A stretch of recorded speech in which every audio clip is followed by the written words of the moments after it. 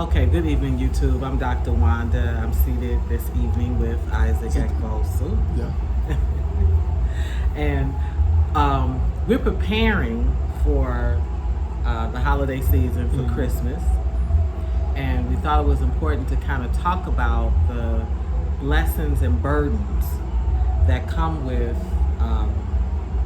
being married to one another. Okay, because the idea that I'm here in Ghana with him it's blessed a lot of people, but it also has put a great burden on Isaac as a Ghanaian, and he'll have to talk to you more about that. This is an important talk because other people will marry, I guess this is cross-culturally, and potentially run into this issue. Mm-hmm. Okay. Well, I think when you came to Ghana the first time, your first week, we couldn't go to a lot of places, but the places that we visited, like my village, you imparted a lot of lives over there. Even your first week's, your 1 week stay in Ghana. Then you came the second time, which was so huge. Yeah. For the first time in my village, you organized a free health screening for the people over there. You were able to support some families over there. You paid school fees to people. You even fixed the street lights in my village. Over the beach, yeah. We did that. You organized a beach cleanup. It needed to be cleaned up. Yeah. And you know, and it still needs to be cleaned up. You gave out phones to people. Well, listen, I don't give out phones to people. What happens is, I realized from visiting Africa that there was a technological divide as well as a book famine.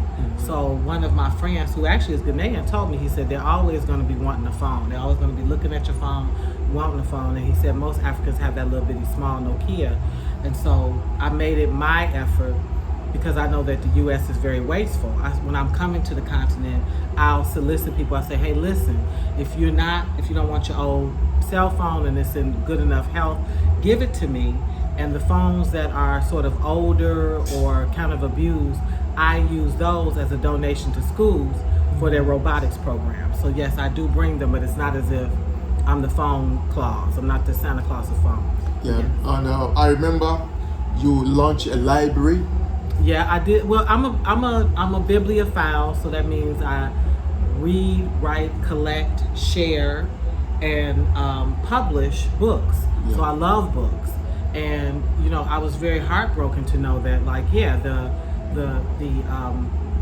mother of Africa, the beginning of all teaching, there's a book famine here. So I'm always cognizant of the fact that yes, you'll find Bibles and other types of material, but I am sensitive that I think Black people need to read about Black people. They need to read Black thought. So, if I'm in Uganda, Ugandans are sometimes, they're not only not reading about themselves, but they're also not reading about the South African great thinker, or the great thinker out of Egypt, or who was who's the literature out of Ghana. And I think we need to make an effort to begin to share from the nations and throughout the diaspora, to build that library where they see that, like, yeah, it's not just European thought. Like, we actually have some brilliant ideas ourselves. So yes, I plant libraries. Yeah, and during the launching, you gave out tablets to each teacher in Lolonia basic school. Because I adopted that school. Yeah. So yeah. So I think after that, you were able to give the community a water tank too. My village, a water tank. Yeah. Yeah. You gave an elder a mobile toilet. Well, I gave an elder my mobile toilet because I was returning home and he asked for it. So I could have kept it, but of course Isaac wasn't going to be using it, so he says, because once I had it, he actually was using it too. But I said, sure, if he wants it, and I'm going back, I'll probably find another one for a really good price. I'll bring it back. And I, of course, at the time, I didn't know when I would return, so that was also it. So it was like, yes, he was welcome to have the mobile toilet. Yeah, and you help a VIP school to put you help them with their roof. I did. I fundraised to help them get a roof for the school. Yeah, because it was a bunch of people. When they have a lot of preschoolers, I have visited them. Mm-hmm. The little ones are so cute, so it's easy to get some assistance for them. But it's like the idea that you have inclement weather and you're sitting there and you have to wrap up school just because you don't have a fresh roof. Like, these are, I'm very solutions driven. These are all solvable things, and they're all grassroots solvable things, meaning that you don't need big government, you don't need, huge European grants. These are all things that you can assemble like-minded people and you can solve it. So where are you going with this? Well, I'm building my I see. my thoughts with this brick because by brick by brick. And I also remember a woman approached you with a daughter and told you that the daughter is going to SHS senior high school, and though senior high school is now free in Ghana, she has to buy some stuff to go to school with. True. Yeah, she talked to you, and you gave me a very reasonable amount for that family to help with their daughter. Well, one, this wasn't just any daughter. I had a literacy contest. And the daughter wasn't the winner, but she was like the winner up in the contest. Mm-hmm. So I already kind of had a heart for her. But two, the school has girls who have at different times become pregnant, had to, and this is a middle school for the most part, had to leave school, return back to middle school to finish off any sort of learning. So, in the U.S., we would have sent the young ladies to alternative school because now you've come of age. So there's a special school for girls who have children if parents want to use that resource. Mm-hmm. Or some of the high schools have daycares in the high school. I taught at one, or a high school where there was a daycare and a clinic built inside the high school. The concept was to help retain young people. So they would stay in school and they couldn't use their baby as an excuse. So here was this young lady who actually wasn't suffering from any of this.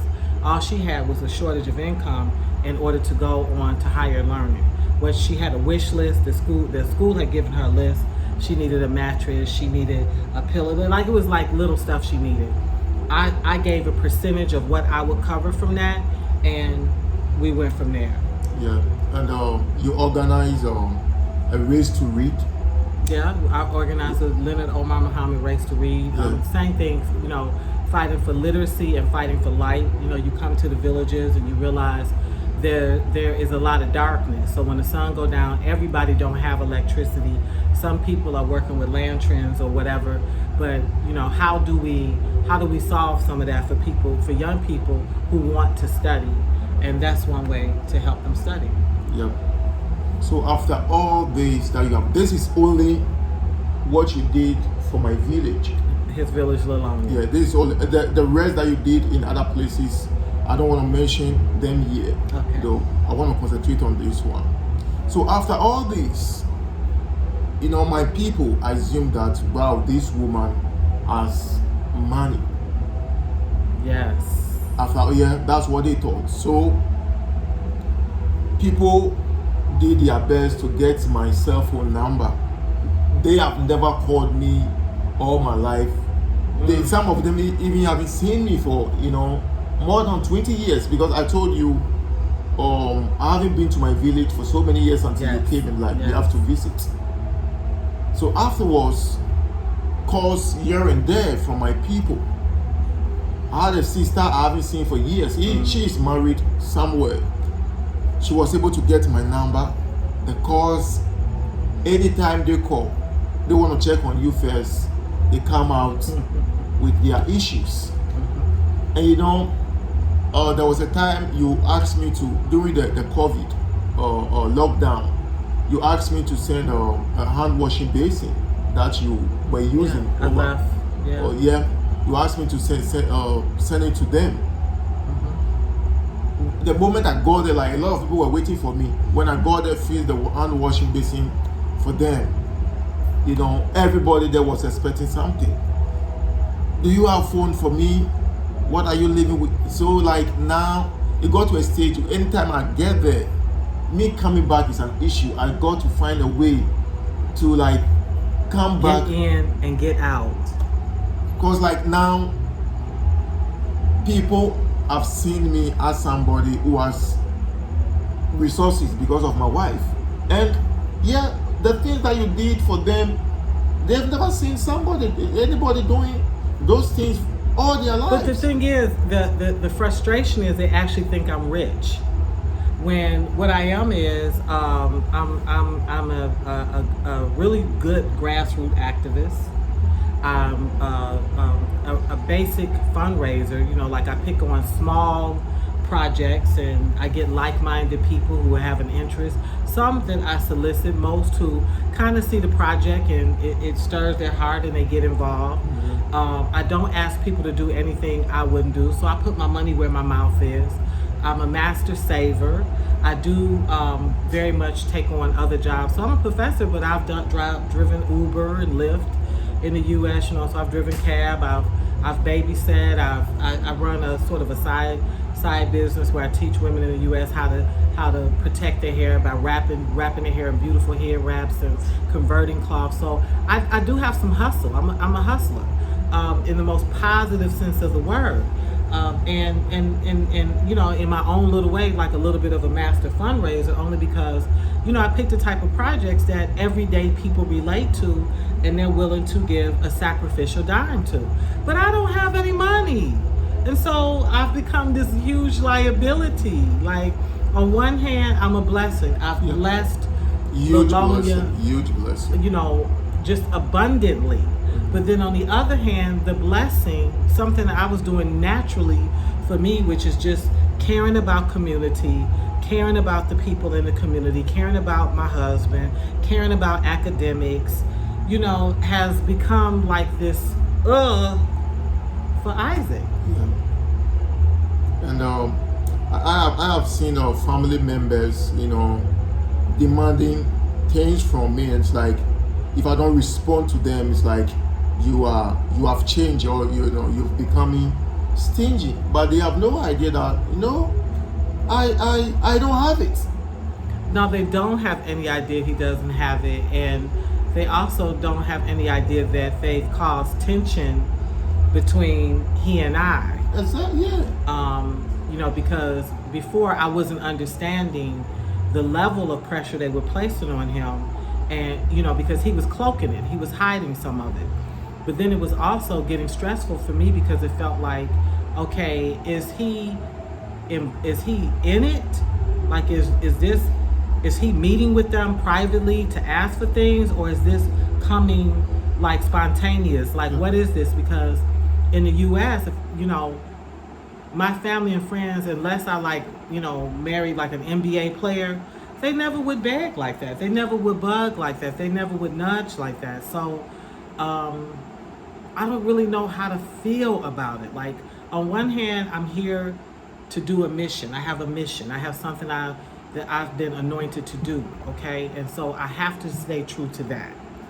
But on the other hand, I need to be in a healthy unit where, we can celebrate a birthday or attend a funeral in coupleship and not feel like a list of issues and problems and solicitation is going to happen. Yeah. And let me say this one thing. I during the lockdown here in Ghana, you were supporting some people through me. You were sending out some monies to people through me. Yes. Then I realized some of them, when you felt like now it's okay, I think I've done enough. I don't know. They thought maybe you cut them off. Yeah, they thought that maybe the money was coming, and I don't want to. I was like, no. So there was a time I was like, this person is saying this and that, and we're like, oh, okay, let me see to that person. You see, so it was a huge pressure. I was loving what was happening, touching life. I really enjoyed it. Mm-hmm. But it was kind of stressful. But here's where I struggle with you. You watched the work I was doing in Tanzania, and you solicited a friendship with me. So he knew like what he was getting. He knew I wasn't average. He knew this wasn't the average professor, or like he was just getting this American wife. He knew, but he also knew his people, that for them I was going to come in and be a white woman, that I was going to be a foreigner, and that was going to, equal dollar signs. So, I don't know what to tell you about your own management of your own people. It seems like you should have gone to them and said, hey, look, this woman is an activist. This is what she does. But, and we may get some benefit from her using crowdfunding or a really beautiful network of people that follow and support her initiatives, or her own dime and dollar. But actually, she doesn't have very much on her own. Maybe you should have actually sat them down and talked to them. You're right. I think I should have told them the reality on the ground. But I was also thinking, if you've been helped throughout these seasons and it's not come, why should you even think that maybe it was coming and I was holding it? Because people do it all the time. People decide other people have had enough. People decide other people are undeserving. People decide that they have a problem, and so they will use another person's gift or resource for themselves. People do that every day, all the time. I really understand that one. I don't. I completely agree with that. You see, I have been with you. We've been in town, and you have given out monies to people that you just saw them like, no, let me bless this person with some cash. I never stopped It's you.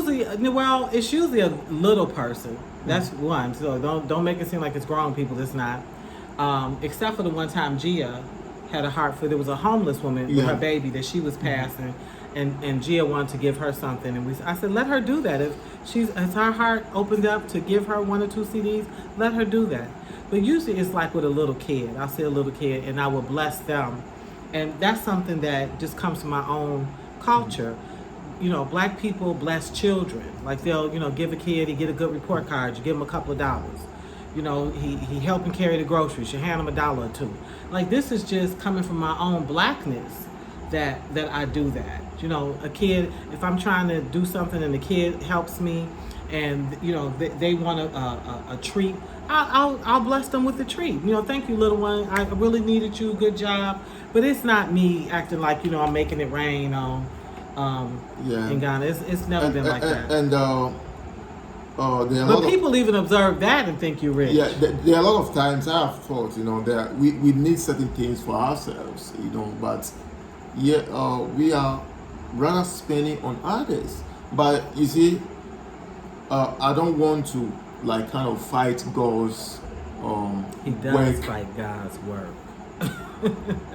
He has felt many times that I was way too generous, and he doesn't understand that I am blessed abundantly, that I'm always replenished. The longer he gets with me, the less he struggles with it, because he sees that there's a great replenishing that comes.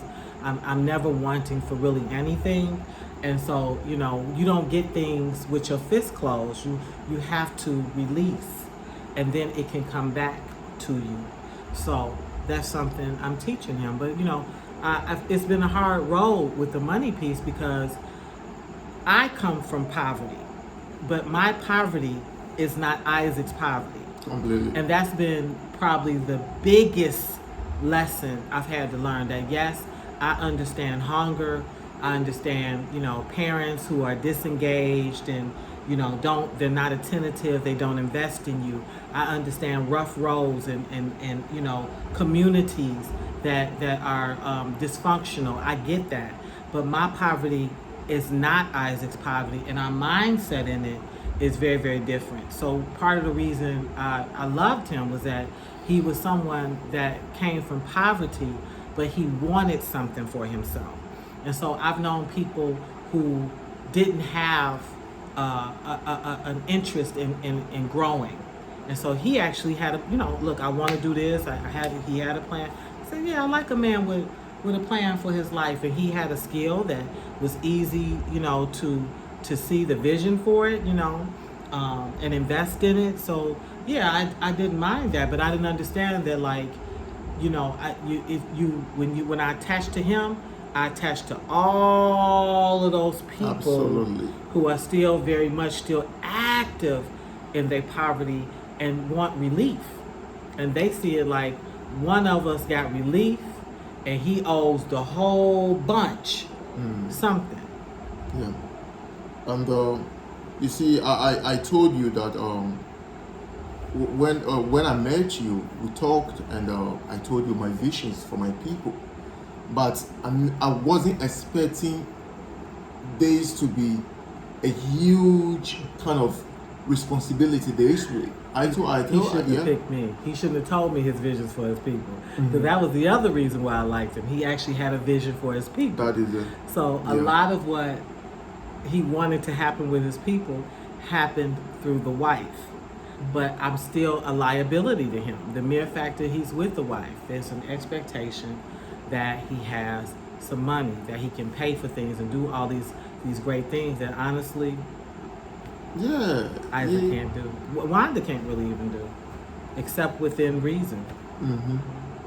So What's our advice to people about this? Because this is a deal breaker, but it's not a deal breaker. I mean, I can see where this issue could be a deal breaker in a marriage, which is why we're discussing it. But we're trying to fight through it, and so we need to tell people, what's your suggestion on what you do. Now, for me, I have pulled back a lot, a whole lot, and some of it is because there's a misconception about blessings and being a gift giver, and then expectations. I don't owe anybody in this country anything. I don't owe you nothing. And if I was to be dropped right now in Bangladesh, I would be doing the same thing in Bangladesh as I'm doing here, the same thing in Uganda, wherever they drop me at. I consider myself the daughter of Abraham, and I'm carrying on my God work in that fashion. So, that's all I'm gonna say about that. So I've pulled way back because they see me more as a cash cow than as a sister,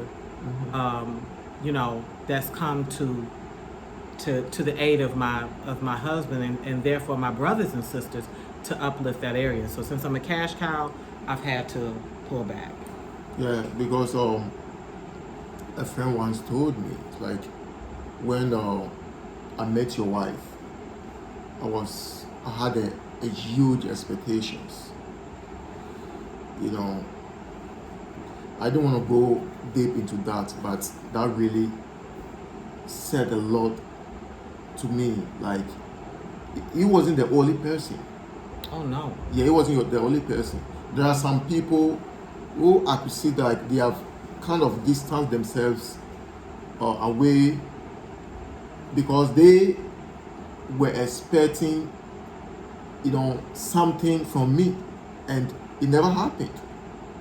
But if they've gotten closer, they will really understand that, it wasn't what we were thinking.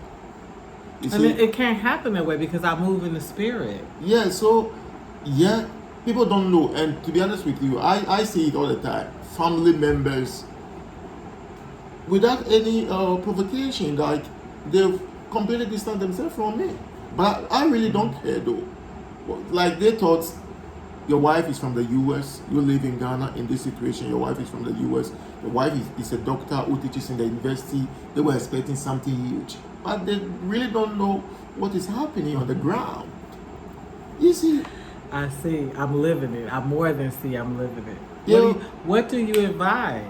Because this is an odd union. There's when we met, he kept getting asked, "How did you meet this woman? How did you meet this woman?" And so I didn't understand how much the Ghanaian could tell we were not in the same class or level. Yeah. Class. Let's put it that way. That is true. Yeah, but see, I mean, like, for me, like, the sexiest man in the world is one in overalls, okay? Or because I like a man that can get dirty, that can, don't mind fixing something, getting in it with his hands. So even though I'm an intellectual and I'm an academic, I actually don't like them that much. I mean, I respect them. But in terms of like what I like, I because I'm a laid back person. I like a nice cold glass of lemonade. I want my shoes off, set on my front porch. And I just want to chew the fat lightly. I'm not an armchair activist. I actually believe in being a scholar practitioner, putting that stuff to practice. So I'm so common that, yes, of course I would fall in love with a guy that wants to, that's from a township that's working on producing, juice. Juices. Yeah, that would appeal to me. So, that's just me. So I think that they misconstruing me with the degrees. Those are things I earned. They don't represent the totality of my personality, who I am as a human being. Yeah. That is true. I done got this man in so much trouble. Honestly. And it's not gonna end no time soon. And I've been with you in town, and a lady met us, a lady that we the two of us know. Yeah. It's like, I'm coming for is it my Christmas gift or something? Yeah, some woman, she said, I'm coming for my Christmas gift. And I said, really? And I'm just thinking, you're going to get to the door and get your feelings hurt because I have nothing for you, sweetie. No, I mean, I get a lot of rude. Like, we had the older lady come to the car. Hey, I'm older, I'm an old lady, what you got for me? It's like, advice. Back up from the car. Like, no, I don't have anything for you. And do you remember I never even said a word? I couldn't even say, oh no, come on, we don't have any Christmas gift for anyone this time around. Why do I owe you a Christmas gift? No, I don't owe you anything. You see, it's a kind of Ghanaian thing. We will just say, okay, yo, that is okay. There was like, well, yo doesn't bring any trouble to you. You just say yo. I'm not saying yo because it's not natural for me to say yo. What I did was I smiled at her and I said, you see, so that my advice, this is what I learned. Okay. I should have be truthful to myself and my people and tell them the truth. But a lot of time was like, oh, okay. Say that yo. You didn't need the yo. That is it. And I knew this. You knew a little bit, but you also had that attitude. You said, I just want to be married and live a quiet life. I said, what did you pick me for? That is true too. There's nothing quiet about my life. Why would you have picked me? Then you need to end it with me and find you a nice Ghanaian woman where you can do that. But this is always going to be, until the Lord pulls me off this assignment, it's always going to be what it's going to be. Yeah. Like you've said, I told you, I just want to enjoy our marriage. I want to live my quiet life just as I've lived it all. Ain't gonna happen. Yeah, you see, but here you are married to someone who is completely different from what you think. Yes. So you have to adjust, and it's not easy. You have to adjust, and listen, I'm adjusting because that's not anything that we do where we size each other's partners up and decide we want some money and gifts from them. I would have to really, like I said, be, like a really big player, big old drug dealer, or, married to an NBA, pulled a well-known actor. Nobody bothers you with your relationship. They'll look and go, "Ooh, she's married to such. Look, she living good." Yeah. But to actually beg and bug like that, no. Yeah. And listen, and at the end, I'm not mad at them. I just don't want to be bothered with it. I'm not mad at them. I understand that, like, for some people, this is an opportunity to finally, again, get some relief, because at the end of the day, I agree with Nelson Mandela. Poverty is evil and it's man-made. And so because of that, it just does so much destruction to your integrity. It takes your decency low. It makes you low in your thinking and behavior. It brings out some of the worst characteristics of man, potentially, because there's some people that manage poverty well. They are some of the most humble, decent people you know. But for many of us, some of us even get in a spell of it where we're just not the best people in the world. So I'm not mad at them. I pray something and wish something very different from them. But no, I'm not a cash cow. I can't take care of all of them. He doesn't control my purse. I control my own purse. We live as husband and wife. I am open with Isaac about my work, my pay, my finances, but I manage my own purse. I go to him for financial support because, again, I don't move money in the country for the most part. He does. That just cuts off a lot of confusion, but that also causes confusion because he's always moving the money. It seems like he got a lot of money. And in fact, he's managing, we're trying to manage a budget together. Mm-hmm. So I try not to use that English. I try to let him do most of the stuff, and I just alert him to what I want to cut that friction down. But it's like, I feel like a liability all the way around. If we're getting a cab, if I'm talking, it's a liability. If we're shopping at the mall, it's a liability. If we go among his family, it's a liability. If we're at the restaurant, it's a liability. Even withdrawing money from mobile money agents, it's like, bro Isaac, why today? Why are you not tipping me? Tip you? It's like, so there was this lady that I stopped. I'm just learning this story. There's this, I stopped going to that lady too. Because she needed a tip. Because she was like today, and I think I scored 2 or 3 times, or 5 cities, 10 cities, and it's like, wow. Because I was moving money. A tip. Yeah, I was moving money. It's like, if you could move this amount of money, she doesn't know. I wasn't moving those monies to put them in my pocket and be. No, I needed those money to do something. Yeah. And because I was moving those amount of money, she thought maybe, their wife is also in the US. Yeah, that kind of. So I stopped going to that lady until you came. So when you came, I knew when I go there and to remove money, she would never ask for a tip. I stopped. One day she told me, like, Isaac, nowadays you don't make me fine. Like, you don't tip me, kind of. I know, don't make me fine. But I think nowadays, you've kind of spoiled. You don't make me fine. I was like, no, because nobody, like, it was becoming like, this lady always wants you to tip her. It's like, she knows you. I like tipping kids. I don't want to tip grown folks that's doing a job, that have a salary, whatever that is. That's her business. Whether it's low or high, whatever it is. Yeah, I'm not tipping her. I completely stopped. I was like, no, I'm not supposed to tip you when, after withdrawing even my money, or MTN or those mobile companies even deduct from my money and even pay you, because you are not doing it for free. You get paid, and you want me to tip you. I stopped going to this lady. Well, if you're married cross-culturally and you're from, I guess if you're just from the West in general, this is what you have to face. You have to figure out how you're going to love on each other, still respect each other around finances, and still deal with family. Because the family piece, it just so happens that Africans are a very tight-knit group. It's not like in the U.S. where we get mad at somebody and cut them off and do this. It doesn't work as smoothly here. You have to figure out what you're going to do about that. So I know this is a topic that we will definitely revisit again. I'm always interested in your thoughts and feedback and guidance. We appreciate it, and correction as necessary. What do you want to say as we wrap up and close this out? Well, I want to say thank you for our viewers. Now they have become a huge family to us. I've been reading their comments, and I will always say amazing comments, their advice.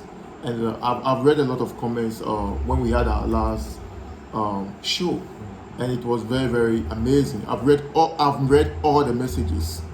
My wife was like, why are you not even replying to me? I was like, no, I want to gather my thoughts and say something to it. So I want to thank you so much for your support, and we want you to pray for us too. Do always remember us in your prayers, because the burden on our hearts for others, they are so huge. It's true. I sometimes I was like, no, I wish I'm also selfish like others, but this is true. I can see others, suffer, You know, I don't want to see others going through what I've been through. Right. So even this new place that I got for us, you came here and this entire neighborhood has changed because you were able to adopt a place, A neem tree. a neem I tree, love that neem tree. and you develop that place into a park that people come in the afternoon, rest, because now she bought she bought a bench and we have swings, and now it has become the place that the entire community come in the afternoons. Even I was so shocked when I was told where one guy comes from. Every day, early in the morning, you see the boys here playing till evening, 7 p.m. Just by a touch, this entire community has changed. And 20 And that's what I wish they saw instead of a cash cow. good. But that's not what they're seeing. So You know what? Well, we'll continue next time. bye, you too. Bye bye.